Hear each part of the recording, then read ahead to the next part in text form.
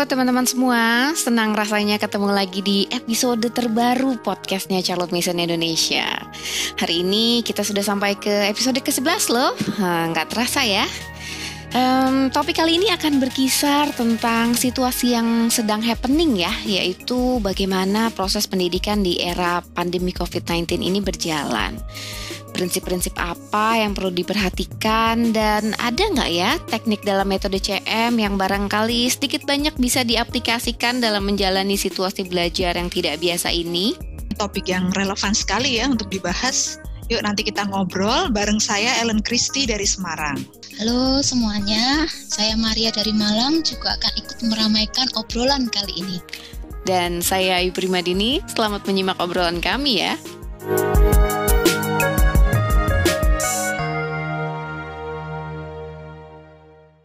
Oke, hari ini udah kira-kira 4 bulan ya kita ada di situasi mewabahnya pandemi virus COVID-19. Jadi anak-anak banyak yang terkendala juga dalam proses pendidikan mereka. Nah, kalau menurut kalian situasi pendidikan hari ini gimana sih? Kan banyak yang terkendala ya dengan COVID-19 ini. Sekolah-sekolah diliburkan, mereka harus jadi belajar jarak jauh. Ya, kalau aku merasa prihatin ya pastinya. Ini kan sebenarnya bukan situasi yang diinginkan oleh semua orang, tapi akhirnya semuanya jadi terdampak. Ya orang tua, ya anak, ya pihak sekolah. Lalu kan ya itu tadi yang dibilang Ayu, pembelajaran akhirnya dilakukan secara online. Akhirnya banyak toh yang mengeluh, ini nggak efektif gitu. Orang tua jadinya banyak yang merasa kerepotan, tiba-tiba harus mendampingi aktivitas anak-anak. Biasanya kan semuanya beres di tangan pihak sekolah. Lalu sekarang tiba-tiba harus ikut cawe-cawe kan dalam proses belajar anak-anak.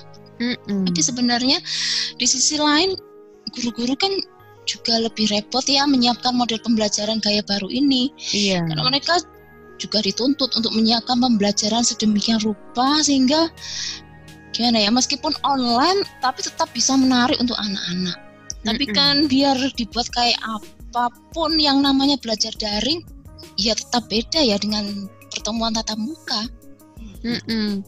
Jadi satu sisi gurunya repot menyiapkan materi, orang tuanya pun karena belum terbiasa ya cara menggunakan materinya seperti apa, cara belajar akademis anak-anak di rumah harus seperti apa gitu. Jadi serba kesulitan ya. Dan banyak yang mengeluh kan pastinya ya.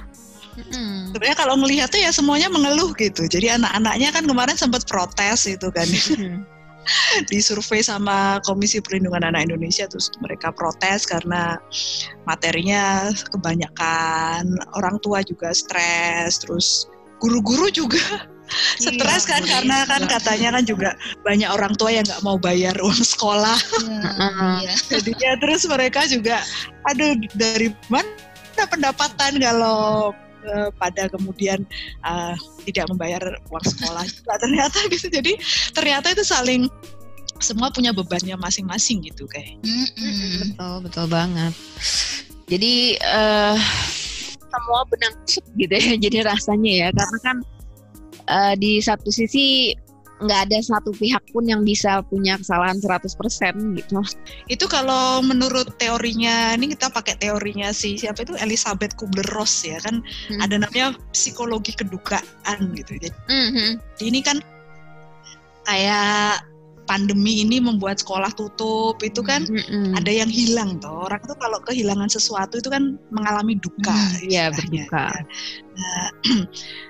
Elizabeth Kubler-Ross itu kan yang pertama kali melakukan riset ya tentang orang yang berduka itu psikologinya bagaimana, dan ternyata ada tahap-tahap yang menjadi pola gitu di antara orang-orang yang kehilangan sesuatu.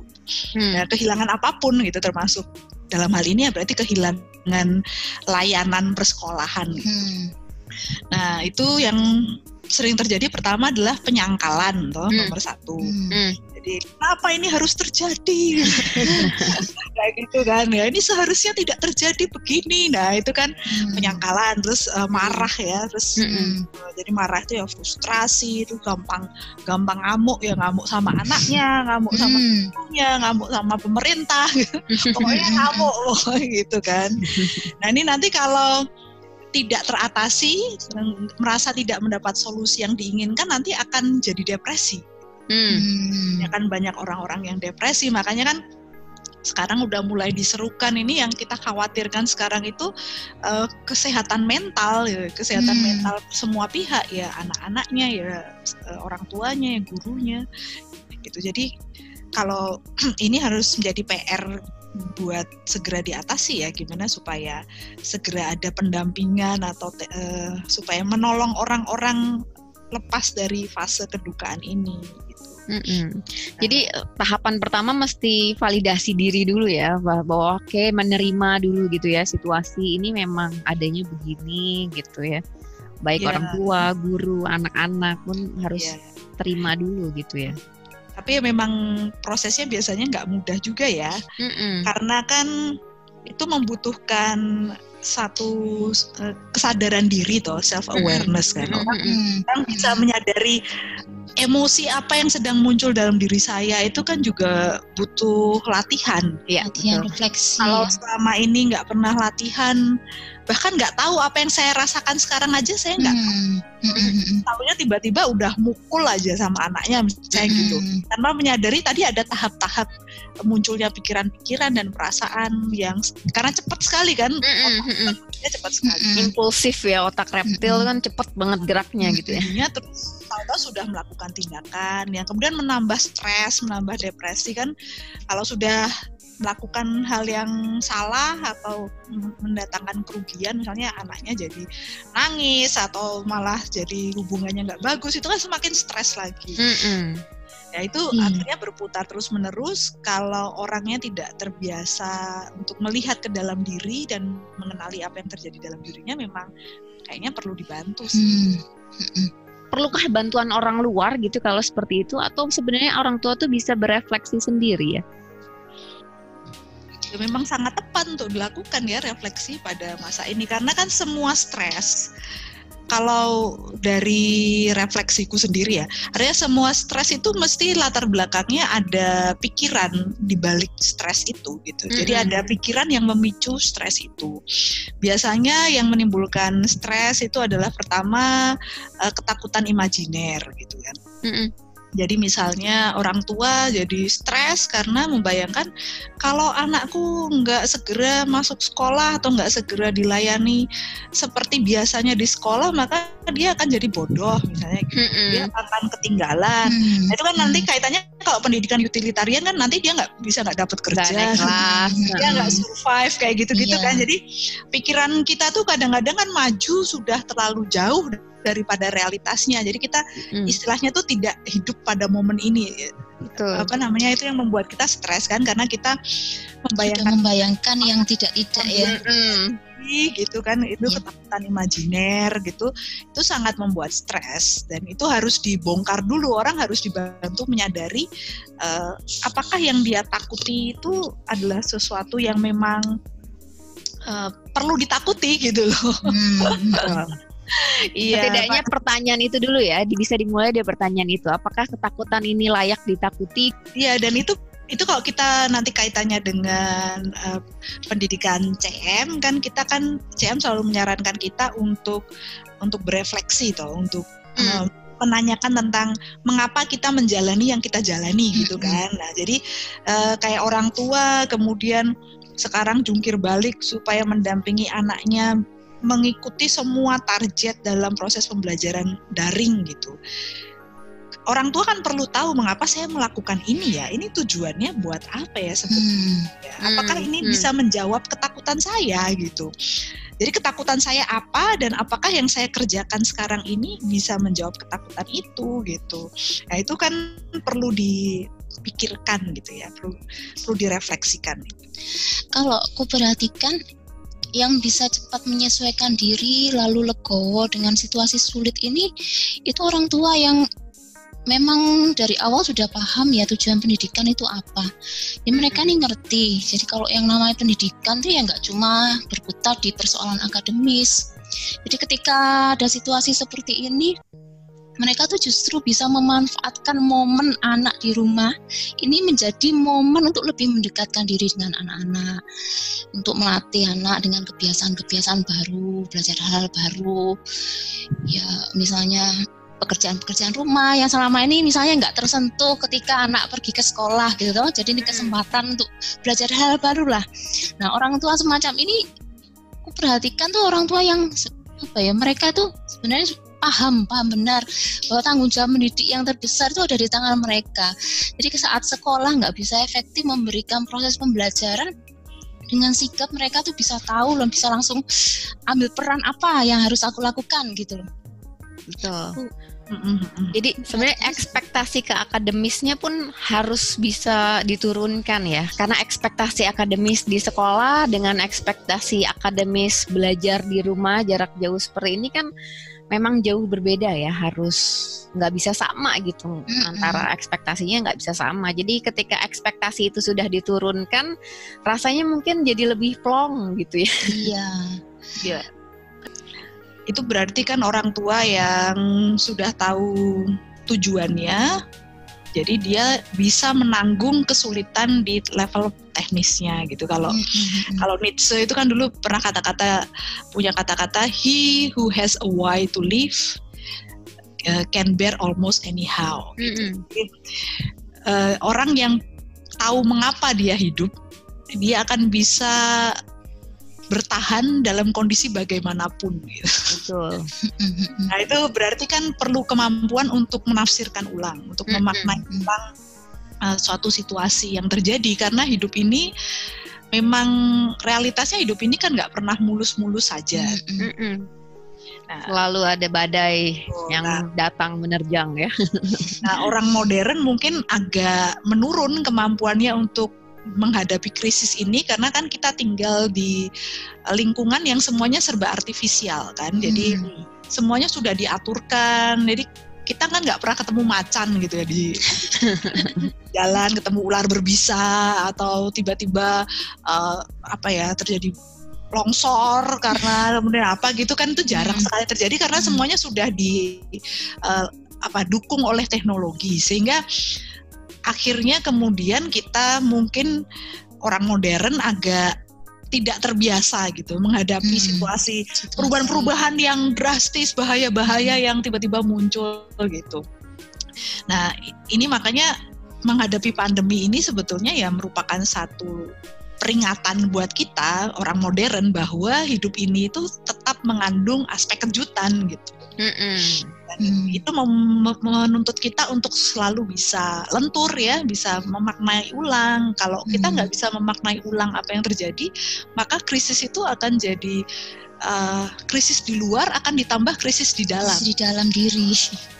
Jadi seharusnya kalau kita punya ketangguhan emosional kan, walaupun di luar krisis, di dalam kita bisa tetap tenang gitu.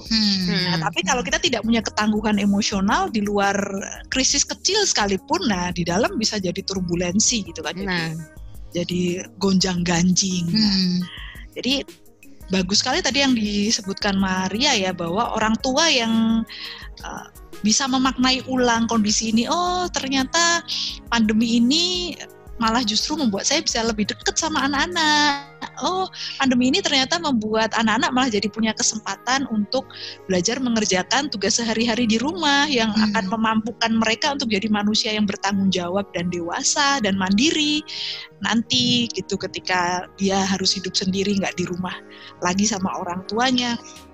Ini contoh-contoh melakukan reframing atau memaknai ulang kondisi krisis sehingga kemudian tidak terlalu terasa menekan lagi, malah bisa disyukuri gitu. Begitu bisa bersyukur, langsung sudut pandangnya berubah 180 derajat, emosi negatif berubah menjadi emosi positif kan gitu. Betul.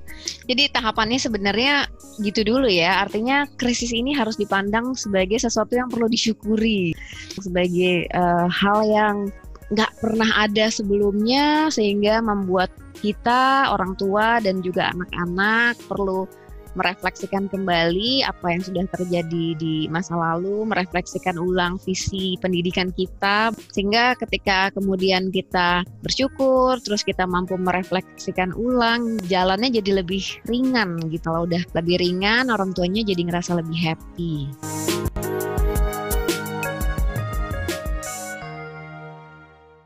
Tadi kan kita udah ngobrolin ya soal orang tua yang stres, guru stres, Itu kan sebenarnya muaranya karena kekhawatiran bahwa situasi seperti ini tuh membuat anak nggak belajar efektif, anak nggak belajar. Kalau nggak belajar lalu terus nanti bodoh, ketinggalan, gitu kan.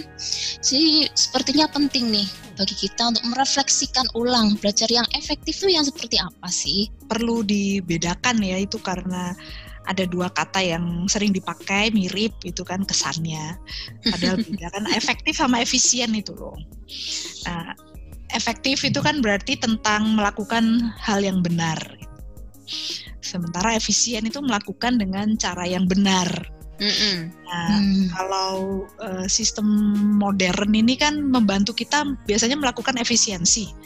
Semua alat-alat teknologi yang kita pakai itu kan kita gunakan, kita konsumsi kan biasanya untuk membuat hidup kita lebih efisien gitu. Yang mesin cuci lah, yang apalah, itu kan membuat waktu yang biasanya kita pakai dulu untuk kerja manual sekarang kemudian dipotong menjadi lebih efisien. Jadi sebetulnya yang perlu kita lebih pikirkan itu tentang efektif sih, tentang melakukan yang benar. Jadi kalau belajar yang efektif itu berarti kan belajar yang sesuai dengan tujuannya. Nah, itu berarti kita harus kembali lagi nanti mempelajari hakikat dari proses belajar itu apa sebetulnya. Jadi kalau di dalam filosofi pendidikan itu kan kita selalu harus bertanya ke dua pertanyaan mendasar tentang yang akan melandasi proses belajar, yaitu sebetulnya anak itu kodratnya apa dan kemudian dia di dunia ini mau ngapain gitu. Nah, disitulah nanti kita bisa menentukan jadi proses belajar yang kita lakukan ini mau mengarah kemana gitu. Nah, tentang kodrat belajar ini yang menurutku sangat penting untuk diingat oleh para orang tua dan guru itu adalah bahwa anak itu terlahir sebagai pembelajar gitu ya. Jadi supaya nggak terlalu khawatir gitu loh, kesannya kalau saya nggak nyiptain program-program belajar yang full dari pagi sampai sore itu berarti anak saya nggak belajar gitu. Itu yang menimbulkan stres salah satunya itu, karena merasa tanggung jawab belajar itu ada di orang tua, ada di guru gitu. Kalau saya tidak memastikan anak saya ikut sesi daring, maka berarti anak saya hari itu nggak belajar gitu kan. Itu yang kayaknya perlu dikoreksi kalau dari sudut pandang CM ya, bahwa anak itu dia secara alamiah itu adalah pembelajar. Jadi, dan pendidikan yang efektif itu justru pendidikan yang inisiatifnya terutama datang dari anak. Tapi ini dulu ya Mbak ya, kadang-kadang soalnya definisi belajar itu suka berbeda tuh antara satu orang dengan orang lain gitu. Kadang-kadang orang tua merasa anaknya tidak belajar dengan cukup karena menganggap belajar itu adalah sesuatu yang ada yang dikerjakan, ada yang ditulis, ada yang digambar, ada sebuah kerja mental yang terlihat dengan jelas gitu menurut mereka. Kan kadang-kadang seperti itu ya. Apakah kalau anak tadi yang seperti Maria bilang tadi misalnya diajarkan life skill, diajarin bantuin di rumah, menumbuhkan empatinya dia, apakah itu bukan sebuah proses belajar kah? Apakah hal-hal itu tidak penting kah? Ya, memang kalau dalam proses belajar ini sebetulnya kalau di CM kan ada konsep education is a science of relations ya. Jadi kapan seseorang anak disebut berhasil dalam belajarnya adalah kalau pengetahuan itu menjadi miliknya gitu. Nah, kan seringkali tuh gurunya merasa sudah mengajar gitu, tapi kemudian anaknya setelah selesai sesi ditanya nggak tahu apa-apa gitu kan. Apa tadi yang disampaikan ibu guru nggak tahu gitu. Itu kan berarti tidak tercipta relasi gitu antara anak dengan pengetahuan yang disampaikan gitu. Jadi itu proses belajarnya berarti tidak berjalan dengan baik. Karena kan kalau Charlotte Mason berpendapat bahwa manusia itu sejatinya terlahir sebagai pembelajar, sehingga mereka sebenarnya bisa menyerap sendiri ilmu-ilmu pengetahuan yang memang masuk ke dalam diri mereka gitu. Kalau lihat contohnya itu sebenarnya paling menarik dari bayi ya. Bayi itu kan luar biasa sibuknya gitu, belajar merangkak ke sana, belajar jalan, nanti dia lihat panci dia ingin tahu, lihat kulkas dia ingin tahu, lihat lemari baru dia ingin tahu. Jadi begitu ingin tahunya dia, jadi kayak benar-benar wah, dia seorang bayi memang kayak bukti bahwa manusia memang pembelajar sejati gitu.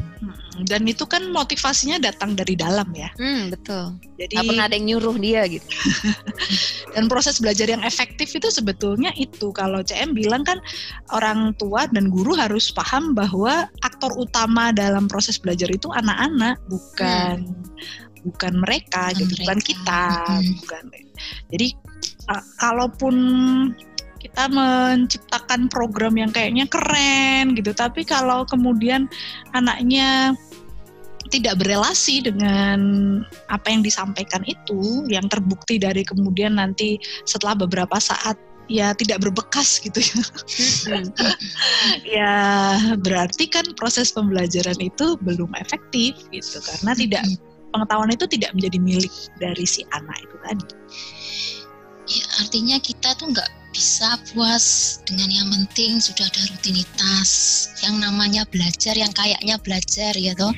Jadi misalnya anak hadir di pertemuan belajar daring pun kan belum tentu juga dia paham apa yang disampaikan selama dia nggak berelasi dengan pengetahuan yang sedang dipelajari itu, kan gitu toh sebetulnya. Iya. Ya, dan kalau dari pengalamanku mengajar daring belakangan ini ya kan ada kendala ya, karena kita tidak berhadapan langsung fisik kan. Tetap kalau bertemu fisik itu kan ada pertukaran energi kalau menurutku ya. Ya lebih intens gitu. Nah, kalau belajar daring ini kan kita terpisahkan oleh jarak, jadi kita hanya lihat dari layar saja. Nah, makanya justru semakin lebih penting lagi untuk membuat kalau di dalam kelas daring itu membuat orang-orang itu merasa terlibat gitu ya, atau mengeluarkan pikirannya di dalam proses itu. Jadi kalau misalnya sesi belajar daring udah gitu caranya masih cara tradisional yang one way gitu ya. Kan gurunya misalnya jelasin panjang lebar kali tinggi gitu kan, rumus ini rumus itu dada itu pasti nanti terserapnya lebih sedikit lagi daripada kalau sesi offline. Ya karena pada dasarnya kan kalau ada filsuf namanya Heschel itu dia bilang jawaban atau penjelasan itu hanya berguna kalau ada pertanyaannya gitu. Jadi kalau kita jelasin macam-macam padahal anaknya nggak tanya, nah itu nanti akan hilang gitu loh. Jadi penting sekali membuat anak mengeluarkan pikiran, mendorong anak-anak untuk bertanya, karena dengan dia bertanya, dengan mengeluarkan pikiran, itu berarti dia siap untuk menerima masukan gitu loh. Tapi kalau kita ngasih masukan terus gitu, itu kan kayak kita ceritanya pengen ngisi ember kosong gitu kan. Kayaknya kesannya kayak kita nuangin pengetahuan itu, kayaknya kalau udah jelasin tuh kayak kita udah penuh gitu loh anaknya, padahal embernya ditutup gitu. Artinya nggak ada, anaknya nggak dapet apa-apa ya. Iya, keluar semua tuh, nggak ada yang masuk gitu. Kalau misalnya anaknya tidak membuka diri dan secara aktif mau mencerna pengetahuan itu. Jadi gurunya yang tambah pintar, tapi anak-anaknya belum tentu paham juga apa yang disampaikan gurunya ya. Iya. Kan memang apa ya, itu fenomena sih ku amati yang nggak hanya belajar daring sih sebetulnya. Selama ini yang terjadi ketika pembelajaran biasa tatap muka pun kan sebetulnya yang terjadi itu ya. Artinya guru yang lebih banyak menjelaskan, lalu murid itu menerima gitu aja kan. Iya. Padahal kalau mau dibalikin, anaknya pulang ke rumah terus orang tuanya nanya misalnya kan, kamu tadi belajar apa di sekolah gitu. Terus mereka banyak yang ya nggak tahu juga, bingung juga tadi belajar apa, nggak bisa jawab. Pokoknya pelajarannya seru. Kamu ngerti? Iya ngerti. Apa yang dipelajari? Gitu ya, masih bingung jawabnya. Belum lagi nih loh di masa pandemi kayak gini tuh, aku melihat tuh kadang yang lebih repot dari anaknya itu orang tuanya loh. Jadi anaknya tuh santai, orang tuanya bingung. Kayak kapan hari itu ada tetangga yang ke rumah, ini tanya gimana nih caranya ngecek tugas anaknya udah terkirim belum ke gurunya gitu kan, yang bingung tuh orang tuanya. Anaknya ya santai-santai. Artinya aku mikir kan, kenapa anak bisa santai, karena dia nggak merasa memiliki gitu loh, nggak ada ya itu tadi, belum ada relasi ya, dia nggak merasa terlibat, jadinya ya sudah cuek gitu loh. Karena pengetahuannya tidak datang dari dalam dirinya ya, bukan self education. Ya kalau CM bilang malah ini kan, anak itu kalau orang tuanya mengambil alih tanggung jawabnya untuk belajar, dia dengan senang hati menyerahkan tanggung jawab itu gitu. Jadi sebetulnya itu semacam habit training juga buat anak. Jadi ketika anak melihat bahwa dia tidak perlu ngapa-ngapain dan orang tuanya sudah akan menguruskan segala sesuatunya, ya kalau gitu buat apa? Ya harus repot-repot kan begitu. Jadi semakin pola itu diulangi, maka semakin kuat. Anak semakin merasa bahwa ini bukan urusan dia. Segala macam tetek bengek kerja pendidikan, program belajar ini saya pokoknya tinggal nunggu disuruh aja. Saya disuruhnya apa, ya udah duduk, nyalain laptop misalnya. Terus disuruh nyanyi, bisa disuruh ini gitu kan. Jadi dia nunggu aja, pasif gitu. Nah itu yang CM sangat beri amaran ya. Jangan kita ambil alih gitu loh tanggung jawab belajar itu, karena justru itu tidak mengembangkan kapasitas anak sebagai seorang pembelajar. Betul. Makanya kalau tanggung jawab sebagai seorang pembelajar itu kan harusnya dipikul oleh si pembelajar itu sendiri ya. Self-education kalau bahasanya CM itu kan. Tapi yang dimaksud CM self-education ini bukan berarti juga anak-anak harus belajar sendiri atas inisiatifnya sendiri gitu. Artinya sebenarnya tugas orang tua itu hanya, atau fasilitator ataupun guru ya, hanya menyajikan pengetahuan kepada anak, tapi tidak menjadi middleman, tidak menjadi penengah antara anak dengan pengetahuan itu sendiri gitu. Contoh jadi middleman tuh kayak tadi itu, jadi kayak tadi Maria contohin gitu kan, ada pengetahuan, terus yang makan itu gurunya, kemudian setelah gurunya itu makan, gurunya menjelaskan panjang lebar gitu kan ke murid-muridnya, tapi ketika murid-muridnya itu ditanya, murid-muridnya juga kurang bisa paham sebenarnya apa sih yang dijelaskan gurunya tadi gitu. Nah, kalau dalam metode Charlotte Mason, pendidikan mandiri yang dimaksud Charlotte Mason adalah bagaimana supaya anak-anak ini bisa aktif mencerna pengetahuannya sendiri. Jadi tugas orang tua menyajikan, tugas guru atau orang tua menyajikan pengetahuan dengan buku-buku terbaik, dengan sumber-sumber terbaik kayak living books, atau materi-materi lukisan terbaik, materi lagu-lagu terbaik, atau ke alam ya, sumber-sumber pengetahuan terbaik gitu kan. Nah, dari situ orang tua justru diminta untuk tidak terlalu banyak berceramah dan membiarkan anak-anak berelasi sendiri dengan pengetahuan itu. Dan caranya sebenarnya cukup meminta anak kan menarasikan, menceritakan kembali apa yang sebenarnya dia dapat. Dan ini yang paling penting sebenarnya, paling penting nih orang tua atau fasilitator atau guru ini perlu menyadari bahwa apapun yang keluar dari diri anak ya memang itu gitu, itu harus dihargai yang keluar dari anak seperti adanya itu gitu Pak. Dan seharusnya tidak stres ya. Nah, betul. Kalau seperti itu kan orang tua jadi nggak perlu stres, guru nggak perlu stres, jungkir balik kan. Karena kita benar-benar letakkan tanggung jawab belajar itu di anak-anaknya, jadi ya justru ringan gitu loh, buat orang tua gurunya ringan, buat anak-anaknya efektif.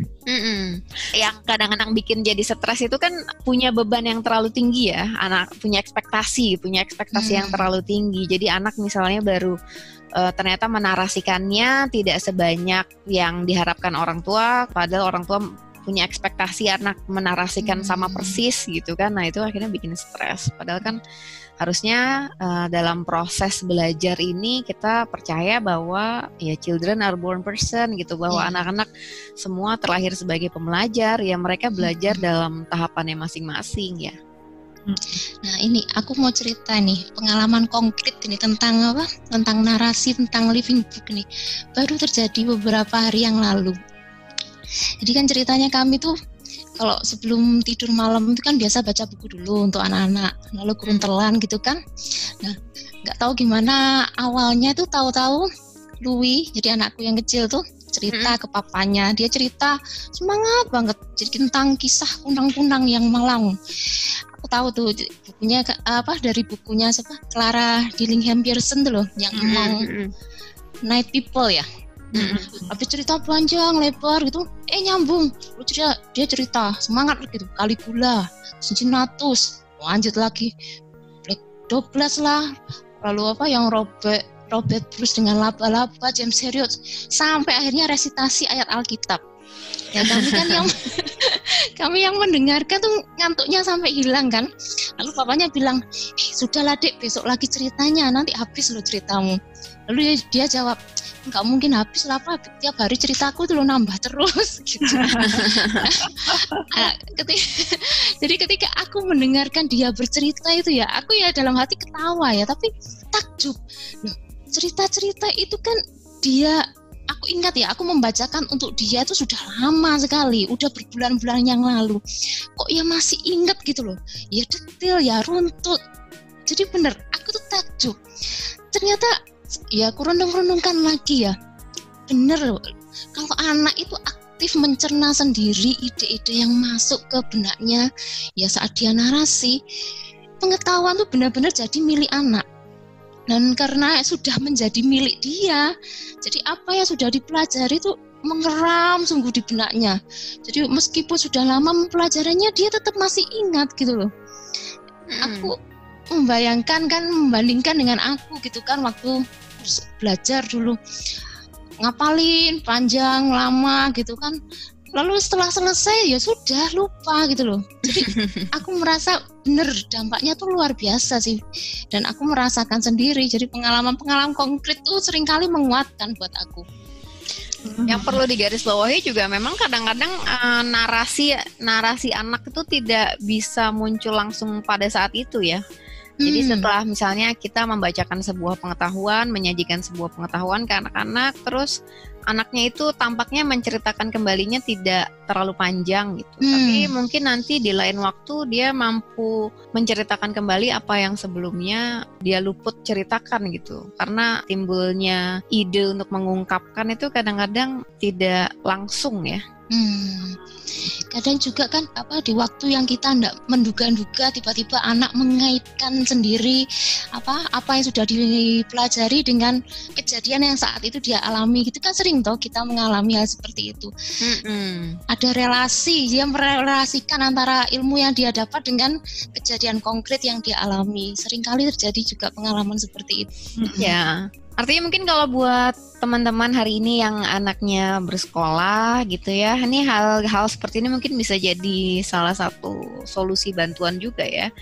Karena selain menurunkan ekspektasi, kita bisa ngajak anak untuk bercerita, menyajikan kepada mereka sebuah ilmu dan minta mereka menceritakan kembali.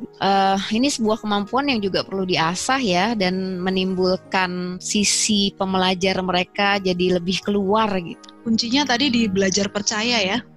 Belajar percaya bahwa anak itu pembelajar, bahwa anak itu pada dasarnya suka belajar, dan kita tidak perlu mengambil alih tanggung jawab atau hasrat belajar mereka itu gitu.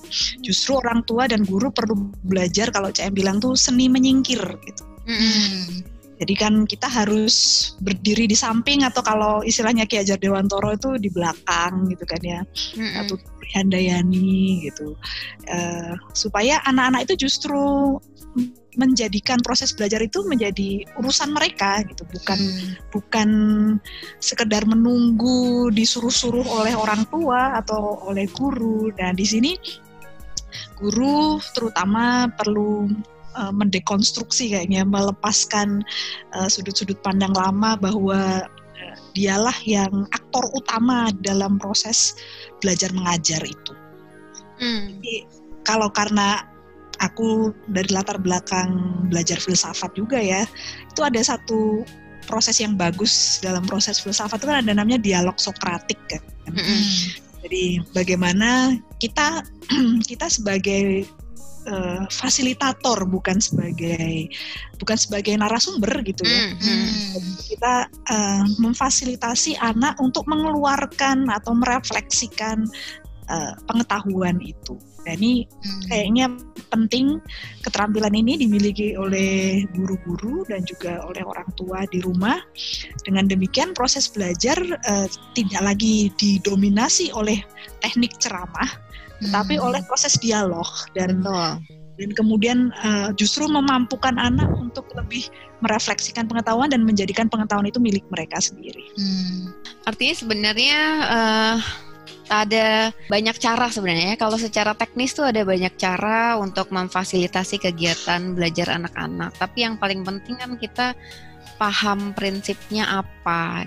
Kalau dalam kacamata pendidikan CM, kita sebagai fasilitator pendidikan, baik guru maupun orang tua, mesti sadar juga bahwa setiap anak ini adalah seorang pembelajar. Anak bukan ember kosong yang bisa kita bentuk kesana kemari sesukanya kita. Dan mereka membutuhkan supaya kemampuan mereka itu terus diasah, dan kita percaya bahwa hasrat belajar pada diri anak itu ada, ya rasanya tinggal menyesuaikan teknis apa ya nih yang kira-kira paling pas dengan prinsip-prinsip tersebut. Oke, kalau begitu karena sudah cukup panjang juga ya obrolan kita hari ini, kita cukupi dulu kali ya sampai sini ya. Minggu depan nanti kita ngobrol-ngobrol lagi dengan topik yang lain. Terima kasih buat teman-teman yang sudah menyimak dari awal. Sampai ketemu lagi di episode berikutnya. Dadah!